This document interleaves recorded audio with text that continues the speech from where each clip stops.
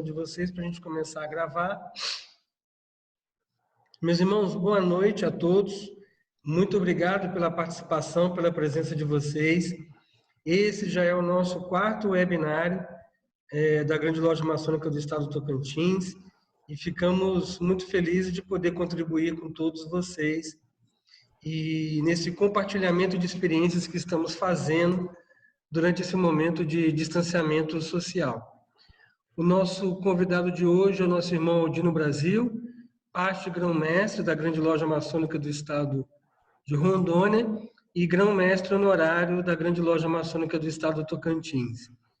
E ele vai trabalhar e expor o tema para nosso conhecimento e para nosso debate, maçonaria executiva, ok? Após a exposição dele, nós teremos alguns minutos para perguntas, né? E eu estou acompanhando os irmãos aí pelo chat, então qualquer pergunta que tiver, vocês podem manter aí no chat que a gente vai mediando essa conversa aí com vocês, tá bom? Irmão Aldino, boa noite, seja bem-vindo ao webinar da Grande Loja Maçônica do Estado do Tocantins, da qual você também faz parte, né? E a partir de agora o tempo é seu para esse momento aí, para conversarmos sobre maçonaria executiva. Agradecer a presença do grão-mestre Tupã, que está aí também acompanhando nós, nosso irmão Wellington Brasileiro, nosso grão-mestre adjunto da Grande Loja Maçônica do Estado do Tocantins, veneráveis mestres aí presentes, muito obrigado também pela presença de vocês, e a todos os irmãos que se propõem a tirar alguns momentos aí para o aprendizado maçônico, os meus delegados, os meus assessores e os obreiros de diversos estados aí do Tocantins. Irmão Aldino, a palavra é sua. Obrigado, Sereníssimo. Boa noite a todos os irmãos. Em primeiro lugar, agradecer o convite do nosso Sereníssimo Grão-Mestre, irmão Alexandre, para poder conversar com os senhores sobre maçonaria executiva, né? Agradecer também a presença do nosso irmão Wellington, o meu Sereníssimo Grão-Mestre também presente na sala, irmão Paulo Tupã, e os vários veneráveis, né, também na sala, e os irmãos também. Eu acredito que essa palestra ela tem uma serventia muito grande para os irmãos que estão no exercício da direção das suas lojas e também aqueles irmãos que pretendem um dia chegar a presidir uma loja maçônica. Mesmo que seja o aprendiz, já é hora, né, do aprendiz também começar a nutrir essa vontade de um dia ser venerável mestre de uma oficina. Dessa forma, né, que o aprendiz pode começar a trabalhar o seu crescimento, né, tanto espiritual quanto intelectual e moral. Então, vamos lá.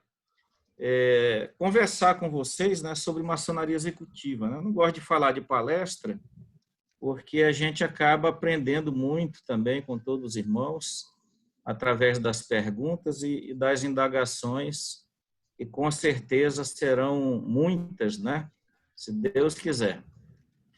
A gente chama de maçonaria executiva um novo ciclo, né?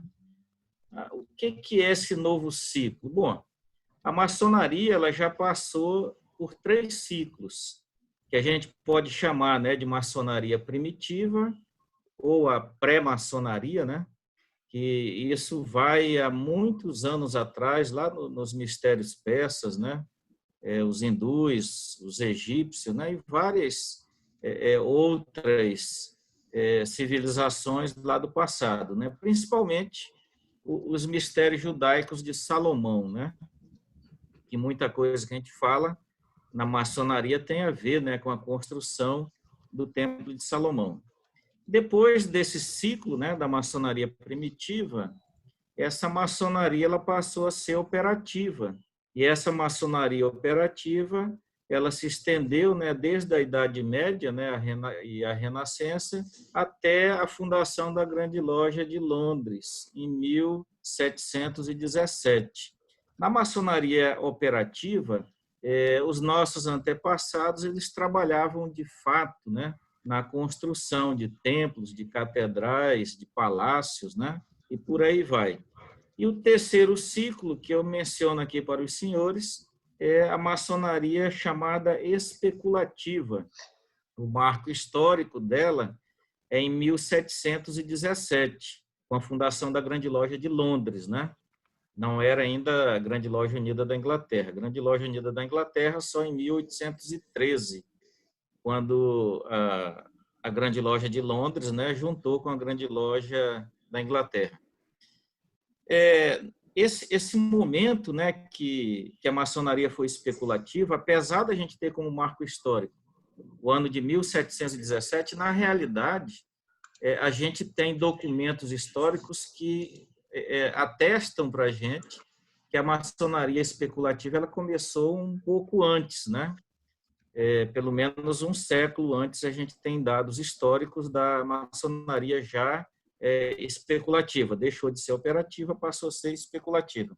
Mas a criação da primeira grande loja no mundo, ela acabou dando para a gente esse marco histórico que a gente chama, né, de ciclo especulativo.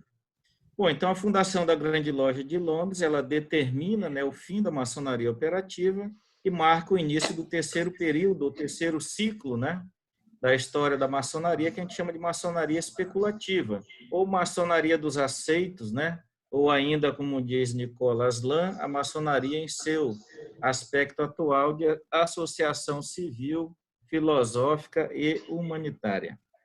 Bom, a essa transformação, os ingleses, né, eles dão a denominação de revival, que significa renovação e renascimento, né, e a data que ficou marcado, né, 1717. O adjetivo especulativo, na realidade, ele só foi aplicado, né, aos maçons aceitos em meados do século XVIII. Essa denominação de especulativo era dada, né, no século XVII, aquelas pessoas propensas na contemplação e à meditação. Então, o especulativo, ele não era um homem de ação, né? Ele era um idealista, um filósofo, um pensador, né? E foi assim, os irmãos já sabem, né, que começou a maçonaria especulativa, né? Começaram a aceitar e admitir nos meios, né, da maçonaria professores, filósofos, livres pensadores, cientistas e assim por diante. Então, esse termo especulativo ele era relacionado a um idealista, né, uma pessoa, um pensador, e não a um homem de ação, né, ou a um determinado profissional. Então, eles eram homens cultos, né, naturalistas, eruditos, historiadores e assim por diante. Mas não eram homens de ação. E é nisso aqui que eu vou me apegar para a gente falar de maçonaria executiva. Mas primeiro vamos entender essa questão dos ciclos, né? Aí a gente vai buscar lá na ondulatória, é uma parte da física, né? Os irmãos devem lembrar, faz pouco tempo que estudaram isso. A onda ela tem essas características. A parte mais alta dela, né, é chamado crista, e a parte mais baixa é chamado vale. A altura ou do nível para a crista ou do nível para o vale, a altura dessa onda, ela é chamada de amplitude de onda.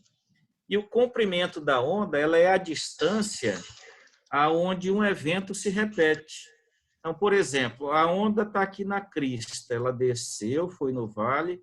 Quando ela chegou na crista de novo, está repetindo. Então, essa distância onde ocorreu a repetição é chamado de comprimento de onda. E o tempo que demorou para ocorrer a repetição é chamado de período.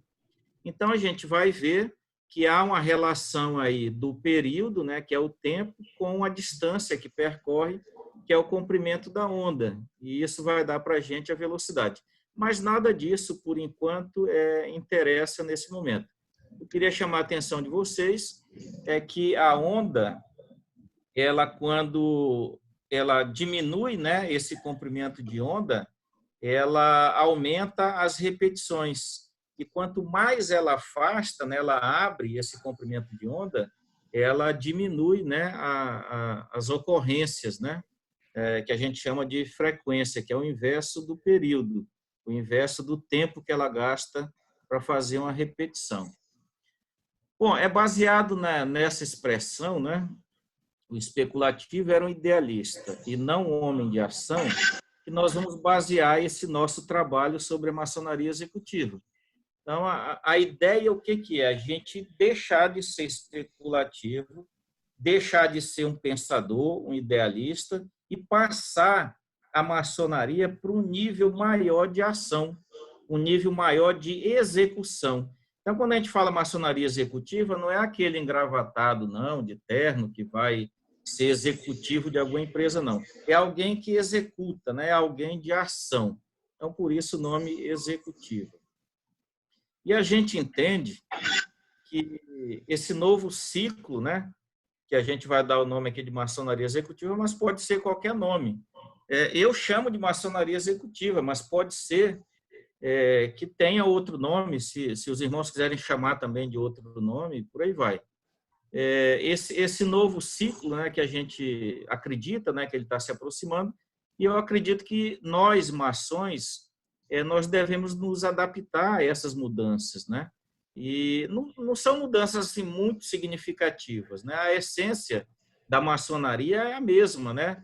Os nossos rituais, as nossas cerimônias, os nossos ensinamentos, as instruções são muito bem um atingimento, né? Se bem empregado for, o atingimento dela é muito grande e realmente a transformação do ser humano ela pode ser atingida de maneira bem satisfatória, né?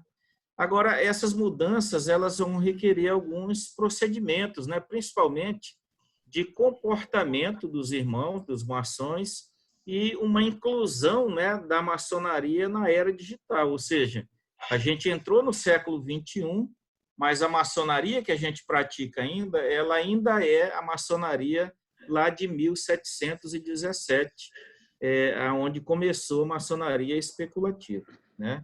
Esse novo ciclo, período, que a gente chama de maçonaria executiva, pode levar a qualquer outro nome, né? Não vamos ditar nenhuma regra, mas mostrar a realidade de hoje da maçonaria e a necessidade, né, de algumas mudanças. Nós imaginamos com uma nova onda, né, um novo ciclo, isso aqui, ó. Não peguei lá da maçonaria primitiva, peguei aqui da maçonaria operativa. A maçonaria operativa ela teve uma fase de crescimento onde ela chegou no topo, né? Chegou na crista da onda. E essa maçonaria, em algum momento, ela começou a decair, começou a ter problemas. A gente pode até imaginar que o que eles tinham, né, em especial, que era a arte de construir, essa arte de construir ela começou a ser muito compartilhada. Surgiram escolas de engenharia, escolas de construção, principalmente dos militares, e a gente acredita que em algum momento ela começou a decair e chegou no vale, né? Chegou no fundo do poço. E ela, obrigatoriamente, teve que passar por uma mudança, uma transformação, senão a maçonaria ela ia sucumbir, ela ia acabar. E, nesse momento, houve a mudança, ela passou a ser especulativa e voltou a crescer. A maçonaria cresceu bastante, até atingir o ápice dela, né? Atingir a crista da onda. Nós acreditamos que a maçonaria ela atingiu o ápice há mais ou menos uns 50, 60 anos atrás. Eu vou mostrar daqui a pouco, foi quando a maçonaria nos Estados Unidos chegou a ter 4.600.000 maçons. E, a partir desse momento, a maçonaria ela entrou em declínio, ela começou a cair. E eu, particularmente, acredito que a gente está bem próximo do vale, bem próximo de que a maçonaria passe por uma nova transformação, senão ela também vai sucumbir. Quem leu aquele livro do irmão Cassiano Moraes sobre a evasão maçônica, né? Ele faz um estudo e lá ele relata que se a taxa de decrescimento, né? Aquela taxa de depreciação do número de membros ela continuar no mesmo ritmo que está, tem grande loja que deixa de existir com menos de 20 anos. É lógico que a gente, sabendo desses problemas, a gente vai atrás de uma solução, né? Vocês devem lembrar da teoria malthusiana, onde Malthus ele falava que a população ela crescia em progressão geométrica e a produção de alimentos ela crescia em progressão aritmética. Então, a população crescia muito mais que a produção de alimentos. Então, ia chegar um determinado momento que ia faltar alimento no mundo e as pessoas iam começar a morrer, a brigar, a matar um outro por alimento. Malthus estava errado? Não, ele não estava errado. A teoria dele estava certinha. Ocorre que muitas pessoas leram a teoria dele e começaram a trabalhar para que aquilo não acontecesse. Aí veio os alimentos modificados geneticamente, começou-se a produzir muito mais num espaço muito menor de terra, a produção de gado também cresceu, produção de grãos, maquinários, diminuiu o homem no campo, ou seja, o mundo criou soluções para evitar o que Malthus tinha falado. Mas ele não estava errado. Se não tivessem sido tomadas providências, com certeza a gente teria tido problemas. E eu acredito que a maçonaria também é a mesma coisa. Se a gente continuar ladeira abaixo, em pouco tempo a maçonaria deixa de existir. Então, a gente acredita piamente que está pertinho da hora da maçonaria começar a enxergar essas coisas, preocupar com essas coisas e criar mecanismos para que esse cenário mude. E esse cenário eu estou chamando aqui de maçonaria executiva. E essa maçonaria executiva ela vai ter um período de crescimento, vai chegar também no ápice e depois vai decrescer, né? Porque tudo na vida da gente é cíclico, né? Não tem como mudar isso. A gente tem um ciclo de vida, ciclo menstrual, ciclo de produção, tudo na vida da gente é cíclico. E a maçonaria não deixa de ser também. Para ilustrar aquela questão que eu estava falando para os senhores, essa figura aqui, ela mostra para a gente que, quando eu falei para vocês, há coisa de 60 anos atrás, os Estados Unidos tinha 4 milhões e 600 mil membros, hoje está na casa de 1.200, 1.300, 1.300.000, 1.200.000. A Inglaterra, que tinha 550 mil maçons, hoje está com 210 mil. O Canadá tinha 250, hoje está com 81. E por aí vai. A Alemanha tinha 83, está com 14 mil. Então, a gente observa um decréscimo muito grande. Assusta para a gente a questão dos Estados Unidos, né? Eu tenho uma outra palestra que eu falo disso e eu mostro, né, fotos de vários e vários templos americanos fechados, sucateados, sem telhado, tudo quebrado, tudo estragando, né? Até de dar dó, né? De cortar o coração. Mas você tem uma ideia aqui, ó, o tanto que decresceu aqui a maçonaria americana, e ainda é a maior do mundo, né? Porque 1.200.000 maçons é muita gente, né? Considerando que aqui no Brasil, juntando as 3 potências regulares, a gente vai ter um pouco mais de 350 mil maçons.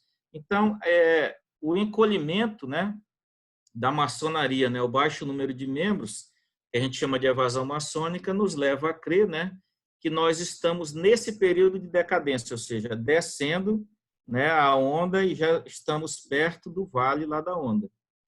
Nos leva a crer também nessa decadência, né, da onda, né, descendo aí, o baixo conhecimento, né, que as pessoas têm da maçonaria e o conceito ruim também que as pessoas têm da maçonaria.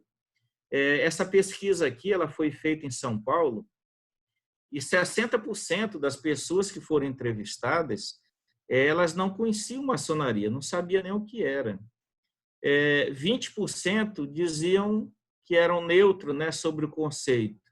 Não disseram, né, se era coisa boa ou se era coisa ruim, eram neutros. 13% falaram que era coisa ruim, maçonaria é coisa ruim, é coisa do diabo, né, como dizem por aí. e apenas 7% falavam que a maçonaria era algo bom, né? Algo positivo. E isso chama a atenção da gente, de repente é um dos fatores que leva, né, a maçonaria especulativa a descer ladeira abaixo e alertar a gente que alguma coisa tem que ser feita, né? Nos leva a crer também nessa decadência, talvez, a inversão da pirâmide populacional, né? A nossa população de jovens, né? Digamos assim, pessoas que seriam mais para o trabalho mesmo, para pôr a mão na massa, para fazer a maçonaria, essa população ela tem diminuído, né? E tem aumentado a nossa população de maior idade, né? Então, talvez também aqui seja um dos motivos, né, dessa decadência. Pode ser também o conflito, né, entre a tradição e a modernidade. A gente vive já no século XXI, né, a modernidade bate às nossas portas e alguns irmãos ainda insistem, né, em viver lá na idade moderna. É complicado, né? Hoje, não sei aí no Tocantins, mas aqui em Rondônia, algumas lojas, né, não aceitaram muito bem esse tipo de trabalho, né, de reunir por videoconferência, utilizando as ferramentas pela internet. Alguns não aceitaram e não fizeram nenhuma ainda. Da mesma forma que os mais antigos aí também vão lembrar, quando a gente começou a usar data show dentro de loja, né? A tradição era colocar o púlpito entre colunas, chegar ali, ler, ler, ler, ler e ler. Em um determinado momento, alguém trouxe o projetor para dentro de loja e foi também difícil, né?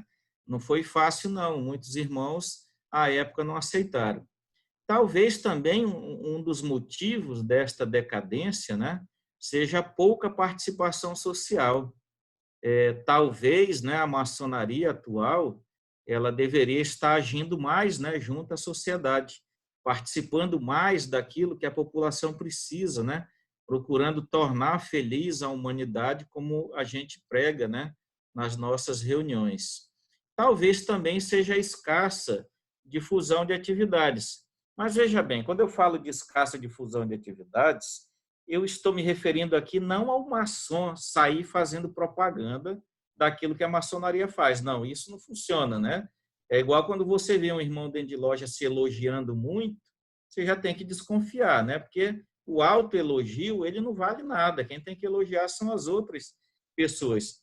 Então, quando eu falo em escassa difusão, eu quero dizer o seguinte: se você faz um benefício para a população, nós, maçons, não precisamos divulgar isso.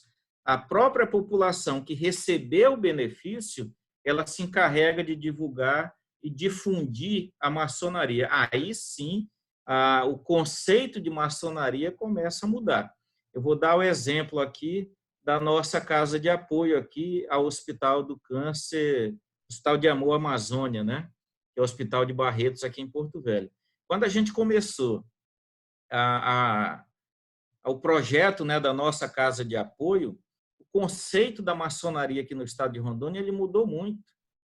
As pessoas mandam e-mail, ligam lá na grande loja, procurando saber como é que faz para iniciar, como é que faz para entrar na maçonaria, como é que faz para ajudar nas nossas atividades. A gente já vê nas redes sociais, sempre que alguém ataca a maçonaria, a gente já vê pessoas defendendo a maçonaria. Então, a gente começa a mostrar para a sociedade o que é a maçonaria, por que ela está aqui, para que ela veio, né? E o conceito dela mudando, né, de um conceito ruim, de algo que é do demônio, do diabo, para um conceito, né, de algo positivo, algo necessário junto da sociedade. Também pode ser que nós estejamos, né, priorizando problemas. Enquanto a maçonaria estiver procurando problema para ela mesma resolver, o tempo que ela perde resolvendo os problemas que ela mesma criou é o tempo que ela poderia estar lá na sociedade, trabalhando e mostrando para que serve a maçonaria, para mudar o conceito da maçonaria e talvez até a visão maçônica e aumentar o número de pessoas dentro da maçonaria. Então, a gente tem que tomar muito cuidado com isso. E quem criam esses problemas são os próprios maçons, ou seja, criam problemas para eles mesmos resolverem. É difícil até de entender essa matemática, né? Mas é o que acontece muitas vezes dentro das lojas, né? Não sei aí no Tocantins, mas aqui em Rondônia, em alguns casos, tem acontecido isso, sim. Sim, mas vamos lá. O que vem a ser essa tal da maçonaria executiva, né? Nós vamos fazer o seguinte: a maçonaria executiva, assim, fazendo uma definição rápida, né? Eu diria que é uma nova visão da maçonaria que a gente tem, né? Um novo jeito de fazer essa mesma maçonaria que nós temos, sem perder o cerne das nossas tradições, dos landmarks, dos rituais, as nossas cerimônias, que são muito belas, muito bonitas, e prende realmente a atenção, não abandonar as nossas instruções, os nossos ensinamentos, que são coisas magníficas, mas eu diria que passar a sermos homens de ação, né? Executores da maçonaria, que a gente possa executar tudo aquilo que a gente aprende dentro de loja, que a gente possa sair das quatro paredes da loja para fazer maçonaria no mundo profano. Tá? E eu digo isso porque o que nós temos de maçonaria hoje é excelente. Né? Uma vez eu vi um irmão fazer uma crítica do porquê da maçonaria executiva. Será que a maçonaria hoje está tudo errado, nada presta, nada serve? Não, muito pelo contrário. O que nós temos hoje é excelente, tudo serve, tudo presta. Agora a gente tem que começar a fazer, né? Não só ouvir e ficar refletindo, pensando, especulando, falando em templo interior e nunca sair, né? E fazer alguma coisa fora para a sociedade. O nosso irmão Thomas Jackson ele já falava isso lá em 2011, né, numa conferência mundial realizada na Colômbia. Ele falou que a maçonaria é uma das organizações mais brilhantes que a mente humana poderia ter concebida. E eu concordo com ele. Acho também que a maioria dos irmãos vão concordar com o nosso irmão Thomas Jackson. A maçonaria é algo sublime, né? Algo realmente brilhante. A mente humana realmente, quando inventou a maçonaria, acertou e acertou em cheio. Para a gente entender bem a questão da maçonaria executiva, nós vamos dividir esse nosso estudo em duas vertentes, para poder facilitar para vocês entender o que é essa tal da maçonaria executiva. Vamos primeiro tratar da vertente interna, né? Tratar da maçonaria executiva dentro de casa, ou seja, organizar a casa. Porque se a gente não tiver com a casa organizada, se a gente não organizou dentro, a gente jamais vai ter condições de fazer maçonaria lá fora. Se aqui dentro não tiver tudo organizado, você vai lá para fora preocupado com o que está aqui dentro, você não consegue fazer nem lá fora e nem aqui dentro.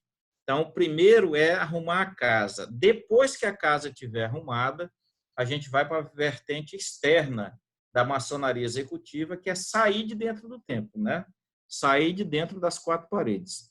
Dentro desse trabalho interno, né, de organizar a casa, eu vou falar primeiro aqui de preparar a instituição, né, a maçonaria para o futuro.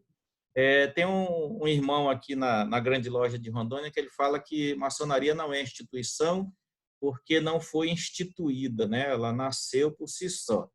Mas vamos trabalhar aqui como instituição até para a gente poder bater com o que fala, né, o nosso Código Civil.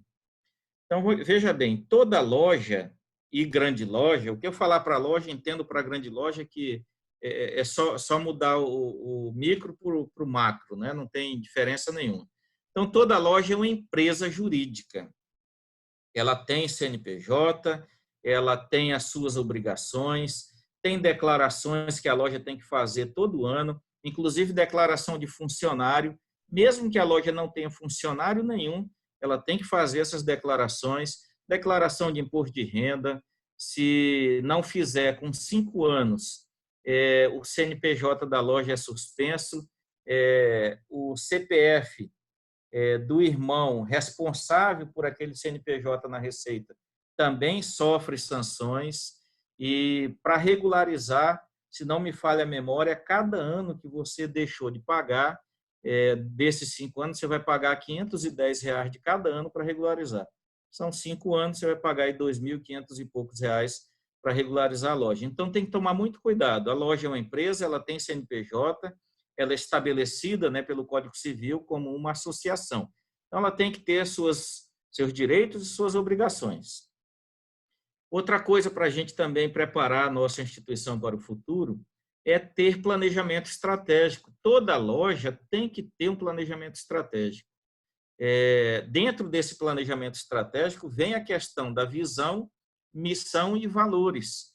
Então, a loja ela tem que ter uma visão, né? O que eu quero ser daqui a, sei lá, 10 anos, né? Qual é a minha visão? Onde é que eu quero chegar? O que eu quero ser? Bom, eu quero ser a melhor loja da grande loja do Tocantins. Eu vou trabalhar durante 10 anos e aí passam por todos os veneráveis ao longo desses 10 anos para que o trabalho seja feito um após o outro, sem fugir daquele planejamento, para que a loja daqui a 10 anos seja a melhor loja da grande loja do Tocantins. A missão, né? O que é a loja, para que ela serve, por que ela está aqui, por que a loja existe, né? Tem muito irmão que pergunta, né? Mas para que a loja existe? É só para a gente vir em loja, bater malhete, discutir, é só para isso? Não, a loja ela tem que ter uma missão, né?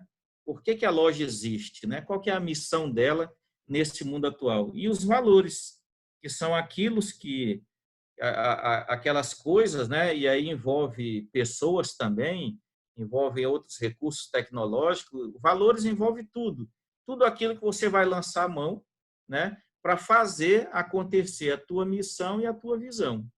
Então, para daqui a 10 anos você ser a melhor loja do Tocantins, o que você tem que fazer ao longo desses 10 anos? Você tem que ter os melhores veneráveis, os melhores secretários, os melhores tesoureiros e assim por diante. Você tem que ter esses valores aí para poder chegar na tua visão. Preparar as futuras administrações com cursos e treinamentos. Aí entra gestão de pessoas, gestão financeira, gestão fiscal e etc., né? A UniCMSB está lançando um curso, né, para venerável mestre. Achei muito interessante, até porque o curso é barato. Se não me engano, são R$30 o curso, não, R$33. Então, muito barato e é interessante, porque a própria grande loja tem que fazer isso. A grande loja Tocantins, acho que até já faz, mas tem que fazer todo ano um curso, né, para as novas administrações. Porque o venerável mestre, ele não pode ser venerável mestre só porque ele quis. A loja ela tem que ter a coragem de chegar para um irmão que quer ser venerável e não reúne as condições para ser venerável. A loja tem que ter a coragem de chegar para ele e falar que não. Se o irmão quiser sair da loja, é até bom ele sair, que vocês vão ver que realmente ele não estava preparado para ser venerável mestre. Então, a loja ela tem que ter essa responsabilidade. Escolher um bom venerável para que ele conduza a loja dentro do planejamento estratégico definido, que ele não vai inventar novidades, né, inventar coisas, pode até inventar, mas sem sair do planejamento estratégico dele. E o venerável tem que ser uma pessoa que conheça muito bem os irmãos da loja, né? Porque se ele não conhecer os irmãos da loja, ele vai correr o risco de pegar um excelente secretário e colocar de tesoureiro, ou pegar um excelente tesoureiro e colocar de secretário. A secretaria não vai andar, não vai funcionar, a tesouraria muito menos. Aí o venerável começa a ter problema de gestão e isso atrapalha, né, o mandato dele e ele acaba não fazendo praticamente nada. Então, o venerável tem que conhecer todas as pessoas da sua empresa, né, da sua loja, para que ela consiga colocar cada um no seu lugar. Cada engrenagem no lugar certo, para uma não atrapalhar a outra. Aí a máquina anda azeitada, né, bem lubrificada. Organizar o espaço físico, né, é importante, né, as salas da loja, os armários, né, copa, cozinha. A gente chega em maçonaria, tem aquela ideia assim do negócio velho, negócio arcaico, os armários tudo enferrujado, os papéis amarrados em barbante, jogados dentro de uma caixa. Às vezes dá até depressão na gente só de olhar para algumas lojas, né? Então tem que ter zelo, tem que ter cuidado, as coisas limpas, né? as coisas bem arrumadas, bem organizadas. Quando alguém precisar de alguma coisa, sabe onde acha, não tem problema de estar procurando por muito tempo, a coisa perdida, né? Eu até uso muito exemplo aqui quando eu falo disso. Se alguém pedir para o irmão, por exemplo, pegar o ato número 220 do grão-mestre, né? Os irmãos começam a correr na secretaria, não acha porque é da gestão anterior, e o secretário da gestão anterior não passou nada para o atual, às vezes está na casa do antigo secretário. Enfim, a gente tem que ter cuidado também com isso, preparar a nossa casa, né? Preparar a nossa instituição para o futuro. Depois que preparou a instituição, a casa, né? Nós temos que começar a preparar as pessoas, né? E isso, meus irmãos, eu estou falando para o futuro. São coisas que a gente tem que começar a fazer agora para que a gente tenha no futuro. Não são coisas rápidas, né? Eu estou falando aqui de coisas a médio e longo prazo. Então, para preparar as pessoas para o futuro, começa pela indicação dos profanos. A gente não pode indicar qualquer pessoa para a maçonaria. Às vezes tem irmão de sangue da gente que não serve para ser maçom. Aquele colega do churrasco, aquele colega lá da sinuca ou lá do futebol, muitas vezes ele não serve para ser maçom. Então, a gente tem que olhar as pessoas e ver quem realmente tem as qualidades para trazer para dentro da maçonaria. De repente, a gente começa a achar comum, dentro da maçonaria, das nossas conversas, nos nossos templos, os irmãos falando palavrão, né? Trocando palavrão como se fosse a coisa mais normal do mundo. Mas isso dentro da maçonaria não é normal, mas é normal lá no mundo onde ele vivia, e você, de alguma forma, foi lá e trouxe ele e botou aqui dentro. Quando eles estiverem maioria, palavrão passa a ser normal, né? Passa a ser algo comum. E aí a gente que não fala palavrão, de repente, é que passa a ser o errado, né? E começa até a se incomodar com isso. Então, meus irmãos, cuidado na indicação de profanos. Escolham, tá? Façam um pente fino, vejam quem é a pessoa, sua família, o ambiente de trabalho dele, né? Tenham cuidado com isso. Depois, os nossos processos de iniciação, né? Que passam pela sindicância também. Isso é importante, porque se houve uma indicação mal feita lá atrás, é possível que no processo de sindicância, o sindicante consiga identificar o erro e corrija, não deixa a pessoa iniciar. Agora, tem muita loja que não leva o procedimento a sério e muitas vezes toda loja sabe quem são os sindicantes daquele profano. E muitas vezes o sindicante ele fica um pouco constrangido de dizer que não aceita aquele iniciado, porque o padrinho sabe que ele é sindicante e vai brigar com ele, vai achar ruim com ele. Então, os sindicantes, o sigilo é absoluto. Os 3 sindicantes, nenhum dos 3 pode saber quem são os outros. E eu já vi sindicância onde os 3 sindicantes se reúnem de uma vez só para fazer sindicância. Eu já vi sindicante copiar a ficha de sindicância de outro para poder entregar dentro do prazo, nem foi conversar com a pessoa. Eu já vi de tudo, e acredito que vocês também já devem ter visto isso aí de todo jeito. O papel do padrinho também tem que ser muito importante. A gente costuma dizer que o papel do padrinho termina, né, quando ele vira mestre maçom, né? Ele passa pela sessão de exaltação e chega ao grau de mestre maçom. E aí ele acha que dali o cara já pode andar com as próprias pernas e caminhar sozinho. Eu não vejo assim, né? Eu vejo que o afilhado é igual um filho da gente mesmo, é para o resto da vida. Por exemplo, se esse teu afilhado virar venerável mestre, você tem que ajudar ele, né? É interesse seu que ele seja um bom venerável, porque quem ganha é a loja. Então, o papel do padrinho, meus irmãos, é para a vida inteira. Tem que acompanhar. A hora que o irmão der uma depressãozinha, uma vontade de sair, o padrinho tem que estar em cima, tem que estar conversando, tem que estar auxiliando. Então, o padrinho ele tem um papel muito importante para evitar essa questão da evasão maçônica, né? E todos esses itens que eu estou comentando com os senhores, eles estão diretamente ligados com a evasão maçônica. O que eu falei lá atrás, de organizar a loja, o irmão que vê uma loja desorganizada, com o CNPJ suspenso ou cancelado pela Receita, se esse irmão for um cara sério, ele sai da loja. E aqui também, Indicação de profano reflete em evasão maçônica. Processo de sindicância mal feito reflete em evasão maçônica.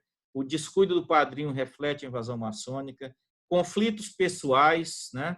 Reflete também tudo que eu estou falando aqui. Se a gente cumprir esse prisma, né? Esse papel que eu estou colocando de maçonaria executiva, a gente acaba com aqueles problemas que foram citados lá para trás. Acaba com a evasão maçônica, a gente coloca a maçonaria no outro patamar e no outro nível de crescimento. Então, conflitos pessoais também muito comum dentro de loja, né? Não sei por quê, mas acontece, né? A gente fala muito de tolerância, mas a tolerância a gente só quer para os outros, né? Para nós mesmos é difícil a gente querer a tolerância. Vaidades também é muito comum e é inerente do ser humano, né? Faz parte da natureza humana. Mas a gente tem que ter muito cuidado com isso, né? A gente tem que ver até onde a gente pode ir com as nossas vaidades. Brigas por cargo também muitas vezes acontece. Um candidato a venerável não consegue enxergar que termina um mandato, tem outro.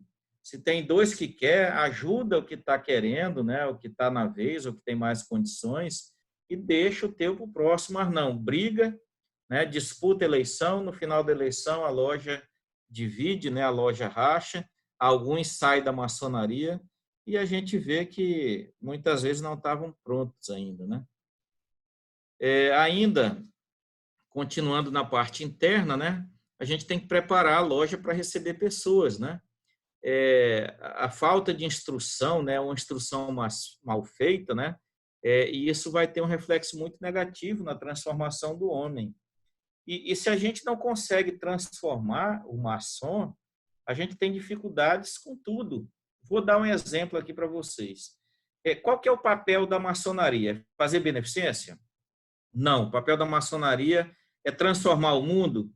Também não. Qual é o papel da maçonaria? Transformar o homem. O homem, sim, depois de transformado, ele sente necessidade de fazer beneficência e ele, lá no meio onde ele está inserido, ele vai, de alguma forma, transformar aquele mundo que o cerca. E se a gente tiver muitos irmãos, muitos maçons na sociedade com o mesmo intuito, né, trabalhando na mesma direção, a gente consegue mudanças bem grandes na sociedade.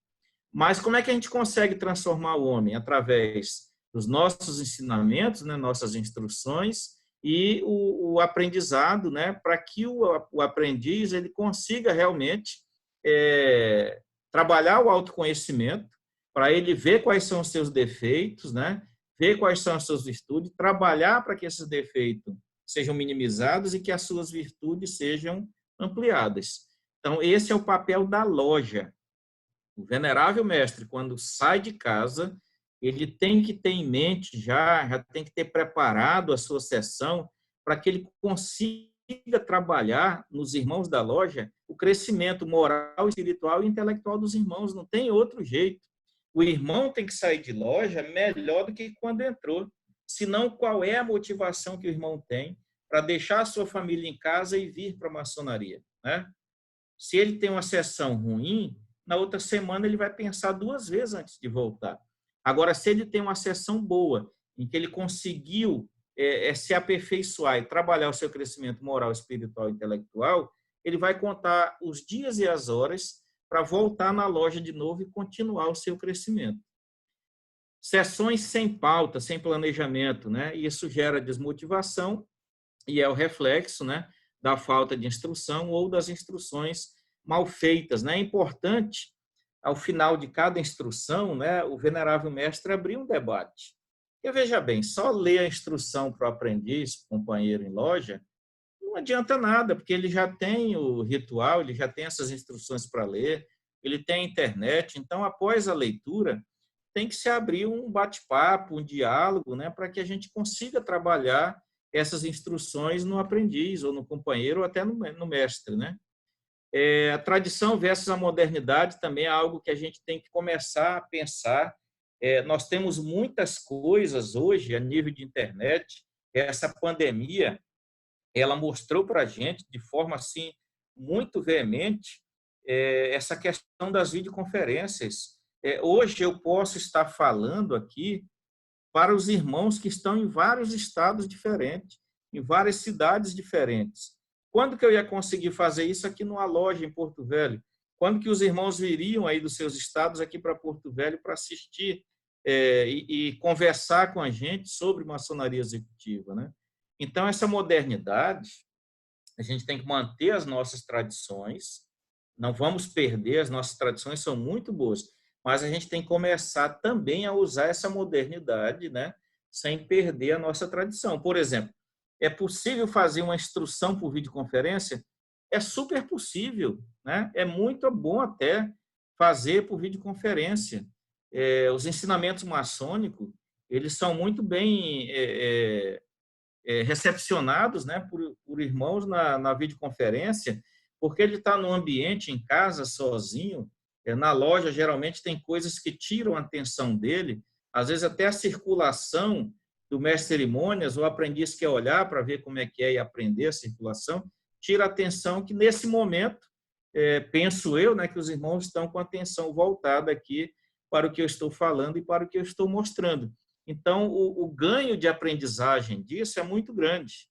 Conflito de gerações. Nós temos hoje o advento nas nossas lojas de iniciar pessoas cada vez mais jovens. E é aquilo que eu falei ainda há pouco, né, da inversão da pirâmide populacional. Então, hoje, a gente está iniciando muitos jovens com menos de 25 anos, né? E esses jovens, eles têm uma bagagem de conhecimento muito maior que a nossa. Vamos voltar no tempo e imaginar quando nós tínhamos 12 anos de idade. O que a gente tinha de material, de conhecimento ou de coisas novas para aprender? Ou era nos livros escolares que a gente tinha, ou, quando muitos tinham coragem, que eu acredito que a maioria não tinha, ia numa biblioteca pública, né, para procurar algum livro, alguma revista e estudar um pouquinho mais. Hoje, as crianças de hoje, eu estou falando de 12 anos, mas as crianças de hoje com menos de 12 anos, elas têm acesso a um número de informações que, para a gente, na época, são coisas assustadoras, né? As crianças de hoje têm informação trilhões de vezes maior do que a gente tinha na nossa fase lá de adolescência. Então, como é que a maçonaria está se preparando para receber esse povo dentro de loja, né? Você imagina essas crianças que hoje já nascem sabendo mexer em smartphone, em tablet. Como é que nós vamos receber essas crianças dentro da maçonaria daqui mais algum tempo? Será que eles vão se sentir bem dentro da maçonaria, com toda a nossa tradição? Será que eles vão ficar na maçonaria ou vão chegar e vão sair por não se adaptarem? Então, a gente tem que pensar nisso também, né? A gente tem que preparar a loja para receber essas pessoas de diferentes idades. Vai ter pessoa iniciando com 20 anos, vai ter pessoa iniciando com 60 anos.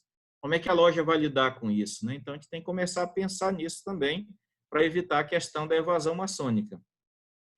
E a quebra de paradigmas, né? Que eu acho assim algo que resolve a tradição e modernidade, que resolve esse conflito de gerações, né? A quebra de paradigmas a gente tem que começar a promover desde ontem, né? Procurar uma maçonaria mais inovadora, mais participativa e mais colaborativa. Não tem como a gente fugir disso, meus irmãos. O mundo está levando a gente empurrado pelos peitos e a gente tem que, ou vai levado, ou a gente entra e faz parte desse processo, né? Isso é maçonaria do futuro. A gente não pode ficar parado esperando as coisas acontecerem, não.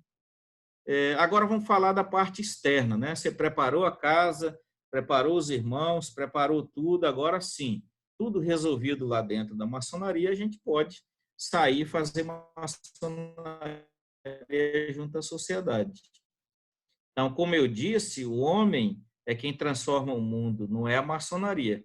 Então, ele tem que ter sido lá, na parte interna da maçonaria executiva, ele já tem que estar transformado aqui, senão ele não vai conseguir transformar o mundo. Quando eu falo transformado, eu vou dar um exemplo para os irmãos. É comum a gente ter dentro de loja irmãos que você pede para fazer alguma coisa, esse irmão com uma dificuldade tão grande, é difícil demais para ele fazer ou ajudar alguém ou fazer alguma coisa que o venerável pediu.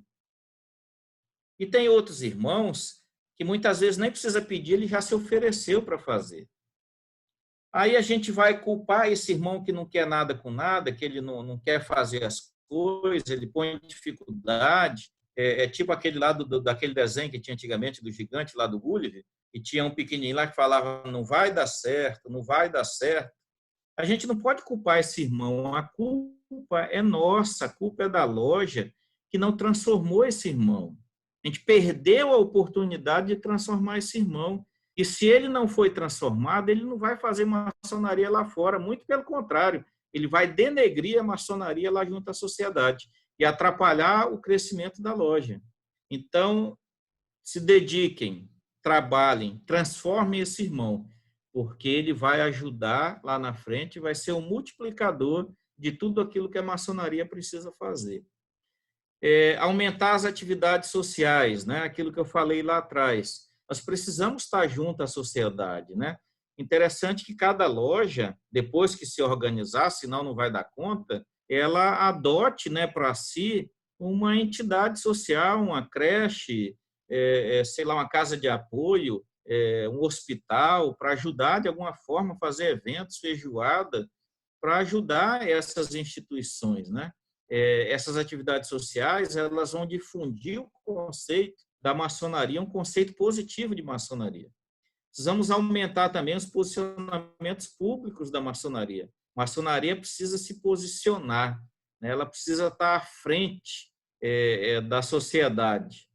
E os nossos postulados maçônicos, né, nos permitem fazer isso sem optar por direita, esquerda, centro ou qualquer que seja. O posicionamento da maçonaria é um só, né? Você vai verificar lá o que a maçonaria defende e é dentro desse posicionamento que a maçonaria tem que começar a impor, né, o seu pensamento e até ajudar a sociedade a se encontrar, a assumir esse posicionamento. O que a gente tem visto hoje é uma dualidade entre direita e esquerda e irmãos de ambos os lados se degladiando e esquecendo, né, a sintonia perfeita, que é o caminho que a maçonaria tem que ter. Eu recebi esses dias um vídeo, né, de duas gazelas brigando uma com a outra, o leão vem de lá correndo, elas não vê, né, estão ali brigando entre si, o leão vem e pega uma delas. E a maçonaria não pode fazer isso, não pode ficar brigando dentro de casa, brigando entre si e ser vítima, né, das coisas lá fora. Combater a ignorância, o fanatismo, as superstições e os erros. A gente vê muitas vezes a maçonaria ficar acanhada, né, diante de acusações de algum setor radical, principalmente de instituições religiosas. Nas redes sociais, YouTube, né, a gente vê o pessoal falando de maçonaria, criticando maçonaria. Eu sempre que eu vejo alguma coisa, eu vou lá e falo, você está errado, procure estudar, vai pesquisar, de repente encaminha algum link para a pessoa, né? Mas também não entro em bate-boca, né? Mas a gente tem que combater a ignorância, o fanatismo, né?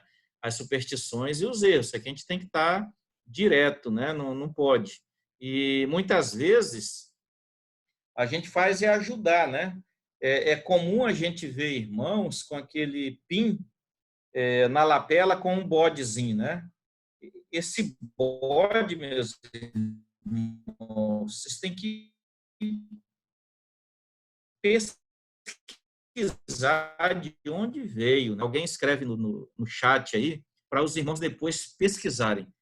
O personagem que inventou esse bode para a maçonaria, ele chama Léo Taxil. L-E-O espaço T-A-X-I-L. Léo Taxil, é um francês. Pesquisem, vocês vão ver de onde ele tirou esse bode. Meus irmãos, esse bode não ajuda em nada na maçonaria. Esse bode não ajuda a iniciação, ele não ajuda você em casa, ele não ajuda em nada, muito pelo contrário, ele atrapalha. Ele ajuda a passar a imagem negativa da maçonaria para a sociedade. Enfim, nós temos que buscar trabalhar a fraternidade em todos os níveis. E essa fraternidade, não é só entre irmãos.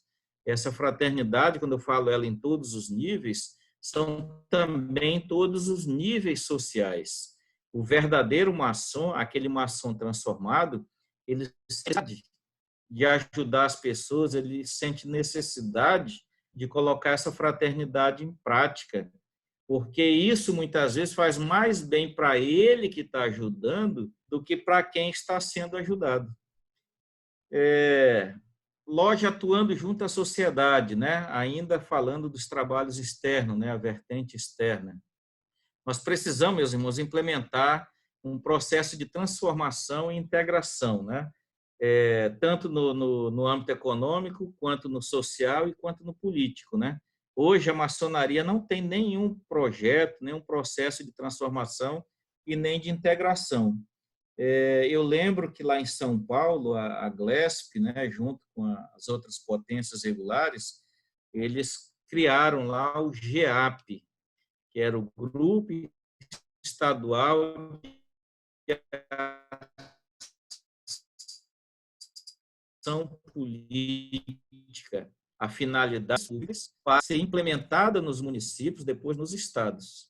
E quando a gente fala em ter esse processo, né, de transformação, seria a gente atuar nisso, né? Um município, por exemplo, está com muita dificuldade no campo social, a maçonaria poderia buscar um projeto, né? Ou para o lado turístico, ou para o lado da preservação, procurar um projeto para que essa cidade passasse, né, a ter uma receita melhor, a população começasse a ganhar mais. Então, a gente precisa também estar inserido junto à sociedade nesse lado, né?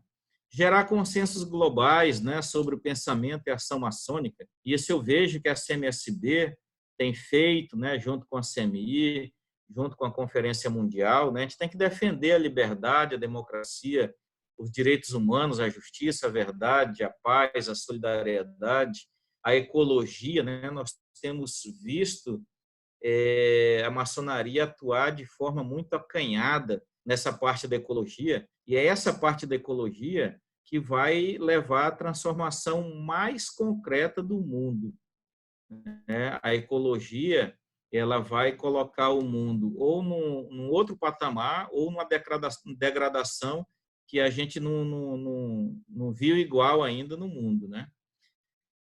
Promover também a união entre os povos, né? Ou seja, fraternidade em todos os níveis. E essa maçonaria tem feito, a CMI tem feito, né? A Conferência Mundial tem feito, a gente tem muita ação da maçonaria na África, né? No Nordeste, e a gente tem que procurar fazer isso sempre, né?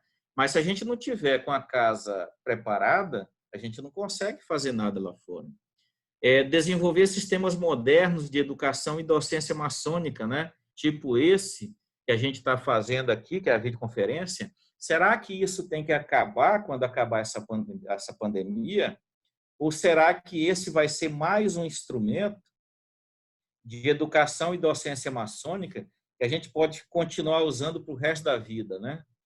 Pelo que eu falei ainda agora para vocês, tem loja que não aceita, né? Não admite. Mas é algo, meus irmãos, que vai ajudar muito. Eu creio que não tem volta, né? Esse tipo de situação, né? Enfim, realizar um trabalho milenar que a maçonaria vem desenvolvendo há muito tempo, né?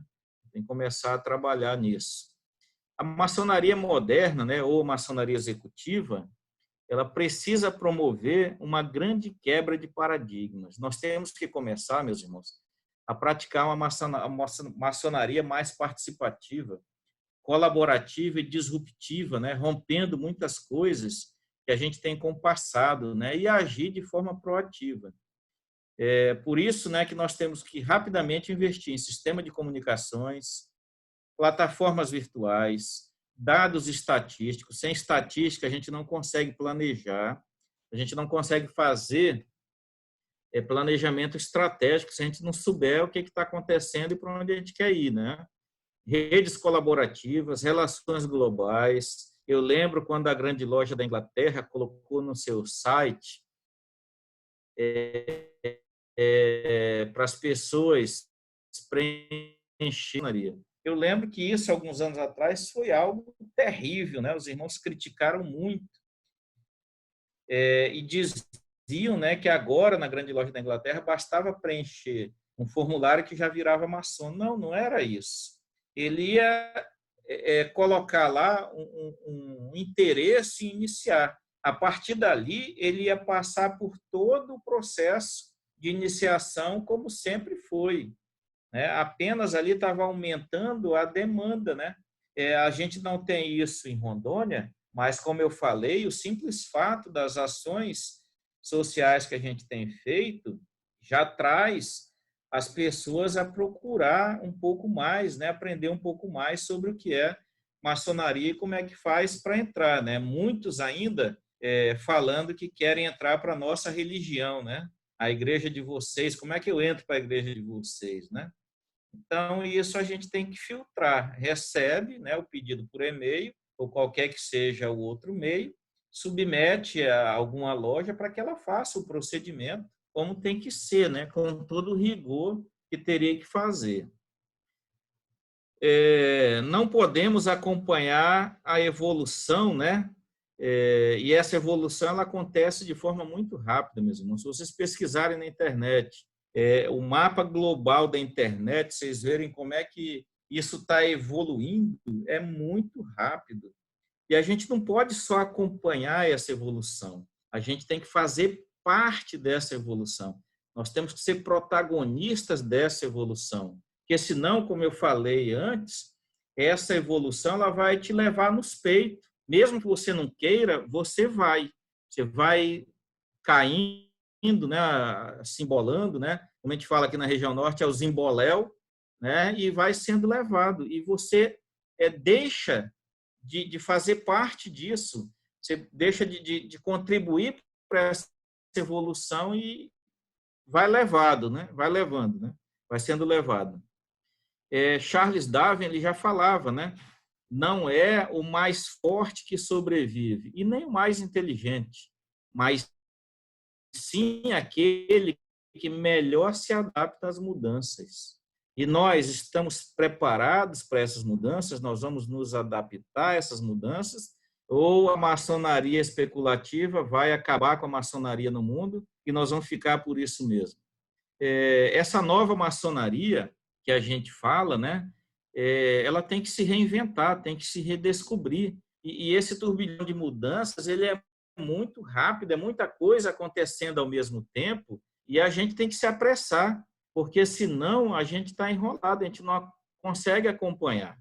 E tem uma frase aqui que eu gosto muito, que ela diz o seguinte: aquele que não luta pelo futuro que quer, ele vai ter que aceitar o futuro que vier. Ou seja, ele deixa de fazer parte dessa transformação, dessa mudança, né, dessa evolução, para simplesmente ser levado por ela, e aí ela vai te colocar em algum lugar e lá você vai ter que aceitar isso. Então, aquele que não luta pelo futuro que quer, deve aceitar o futuro que vier. Meus irmãos, para finalizar, eu vou passar um videozinho aqui. Vocês regulem o volume desse vídeo no aparelho de vocês, e eu vou pedir que não deixe o volume muito alto, porque no decorrer do vídeo eu vou fazer alguns comentários, tá bom?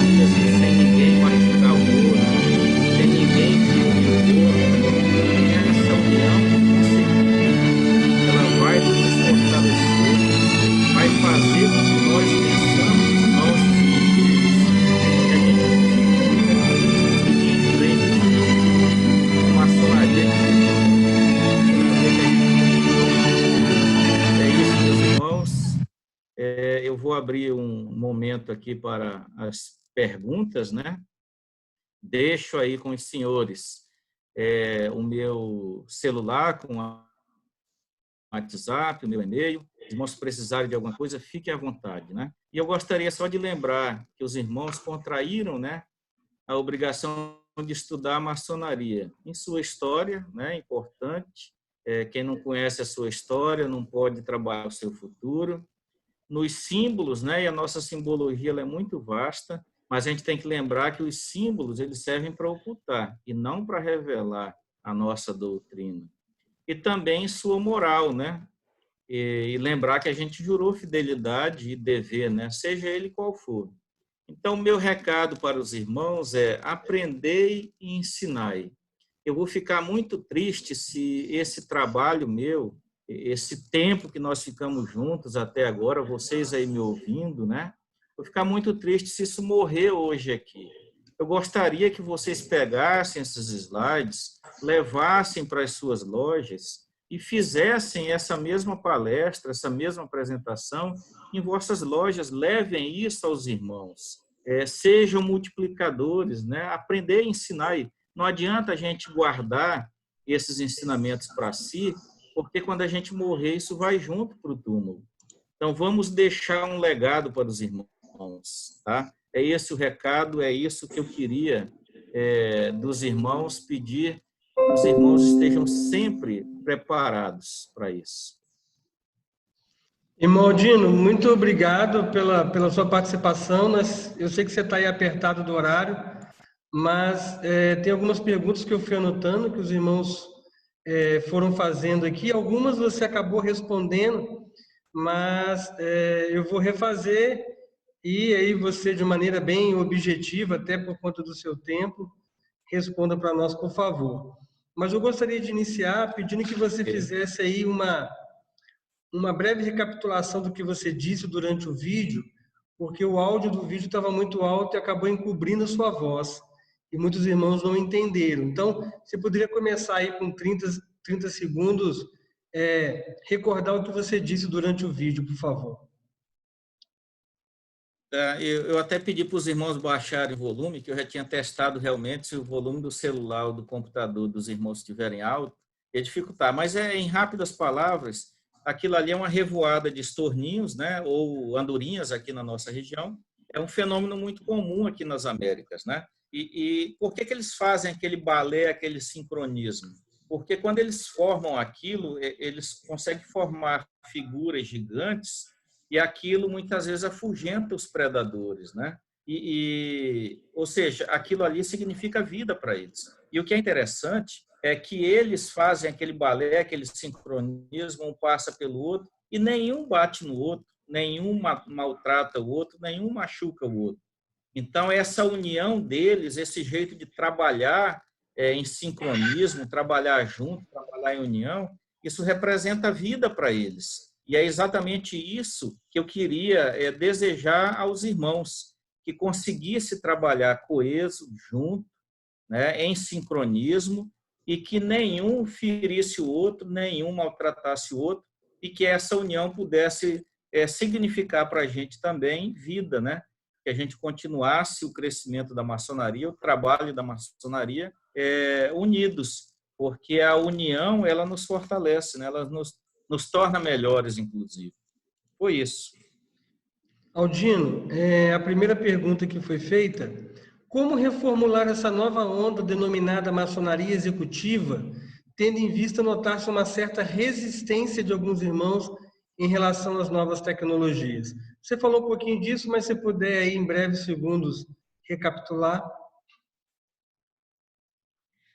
Bom, eu diria o seguinte, Sereníssimo, tem que fazer, né? Não é porque alguns irmãos não querem, não aceitam, você vai deixar de fazer, tem que fazer.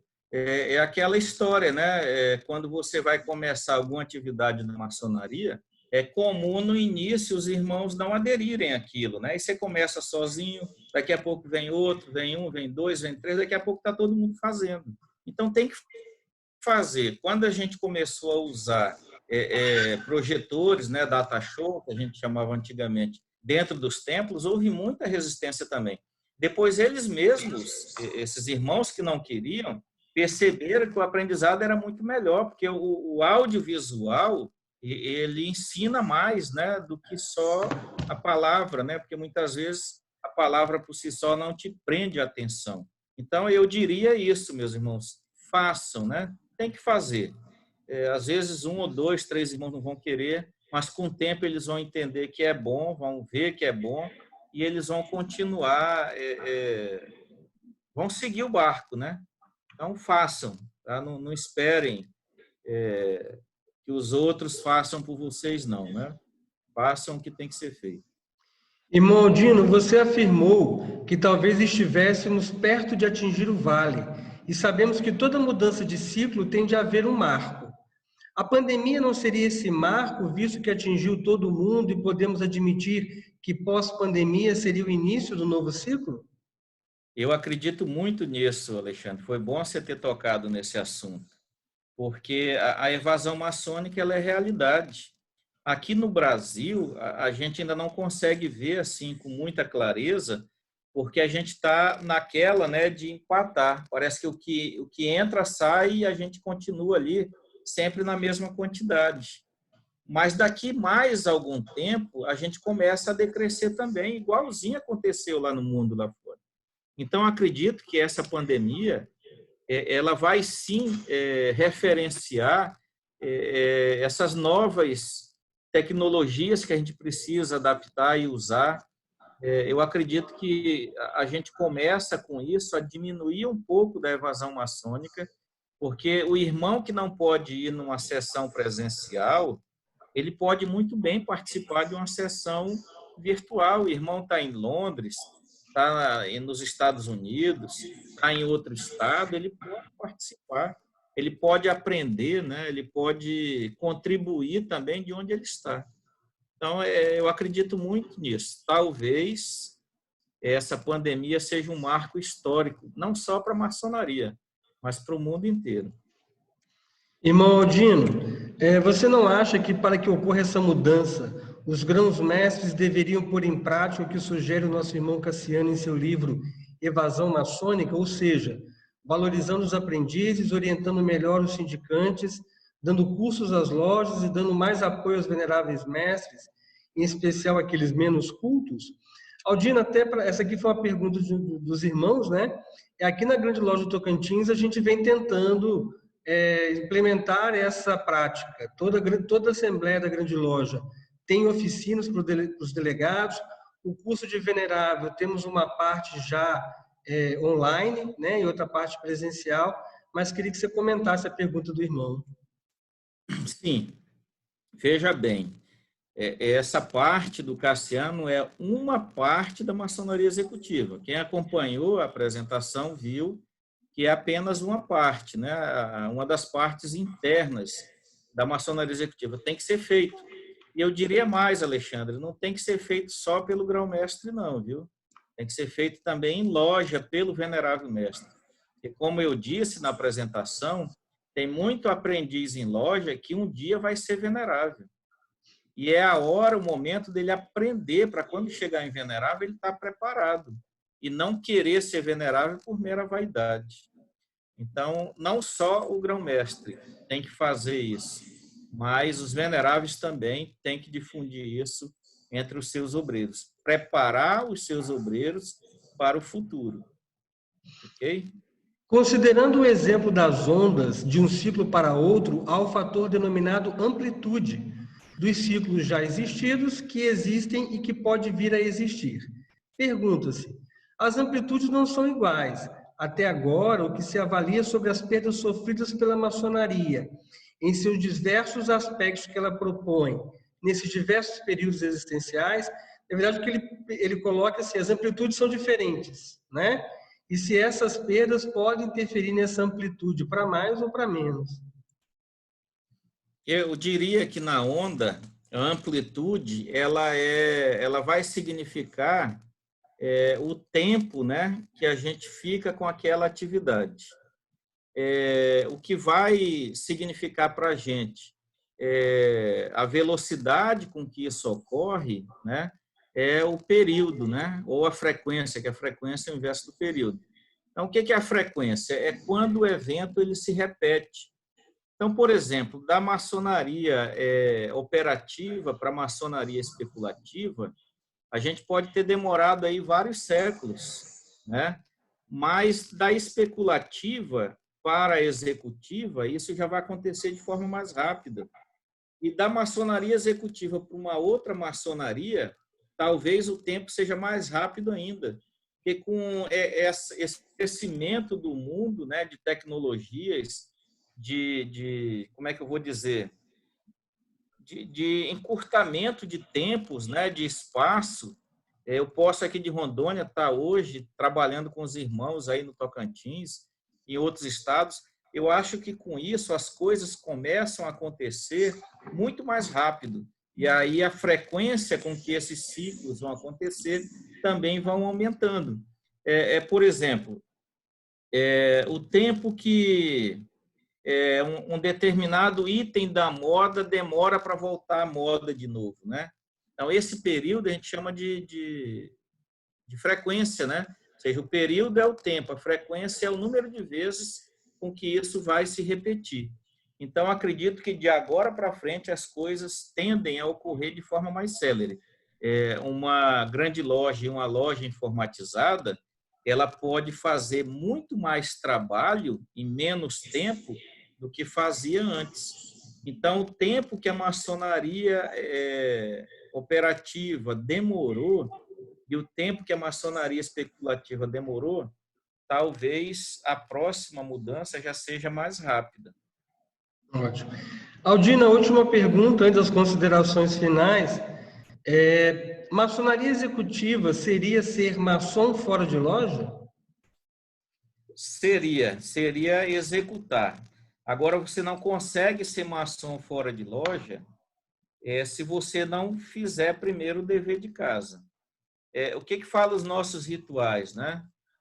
Lá na fala do irmão Chanceler. O que é maçonaria, irmão Chanceler? Ele responde de forma bem veemente, né? Uma instituição que tem por objetivo tornar feliz a humanidade. Como é que a gente torna feliz a humanidade dentro dos nossos templos, presos ali entre quatro paredes? A gente não consegue. Mas, repito, não adianta você tentar transformar a sociedade, tornar feliz a humanidade, sem ter a tua base, o teu suporte preparado. Você, uma loja brigando, né? Uma loja cheia de vaidade, cheia de conflito, como é que você sai dali de dentro para fazer alguma coisa fora? Você não sai, né? Não consegue. Então, a maçonaria executiva, ela passa por dois meandros. Arrumar a casa e depois executar a maçonaria lá no mundo profano. Irmão Aldino, aí então vou deixar mais um tempinho para você fazer as suas considerações finais, antes da gente encerrar, então. Ok, infelizmente, meus irmãos, eu tenho outra palestra agora numa loja aqui do interior do estado, né? Em Jaru.